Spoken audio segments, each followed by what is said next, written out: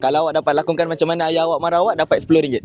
Macam ni. Kenapa balik lewat? Lepas maghrib baru nak balik. Awak selalu balik lewat ke?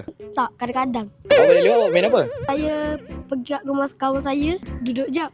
Sebab mak ayah saya tak ada kat rumah. Lepas tu, saya pergi ke rumah kawan saya.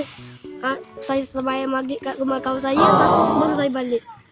Oh, awak sempat solat dekat rumah kawan awak? Ayah awak dah marah awak, apa perasaan awak? Tak ada apa-apa. Selepas ni awak kena balik awal lah? Awak takut tak dengan ayah awak? Takut Kenapa awak takut? nanti kena rotan. Awak sayang ayah awak tak? Sayang. Macam mana sayang awak dekat ayah awak? Sayang besar bumi. Kalau contoh awak dah besar kan, macam mana awak nak balas jasa ayah awak? Saya nak bagi duit kat ayah saya. Cita-cita awak nak jadi apa? Askar. Bagus lah. So awak nak bahagikan dengan bagi duit lah. Apa nasihat ayah awak yang awak ingat sampai sekarang? Kenapa balik rumah lewat-lewat dah? Oh, itu nasihat? Salah. Awak sayang ayah awak tak? Sayang. Kalau contoh ayah awak tengok video ni, apa yang awak nak cakap dekat ayah awak? Terima kasih ayah kerana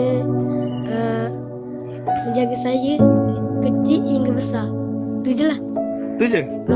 Sebab kan dia dah lakonkan, ini RM10 tau awak. Terima kasih.